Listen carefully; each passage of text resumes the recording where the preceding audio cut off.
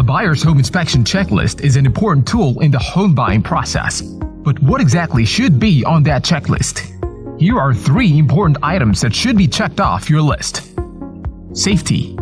No one wants to buy a home with issues, so it is important to put in the time and effort to make sure your new home is safe. While previewing property, look for issues that could come up during the inspection, such as water leaks, moisture stains, cracks, and more.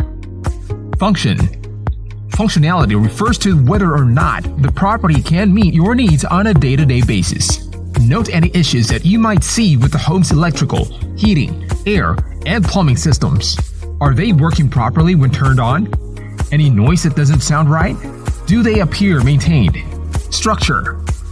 One important part of a home inspection is the structural integrity of the property. This allows the home buyer to make informed decisions about what might need to be fixed before they move in.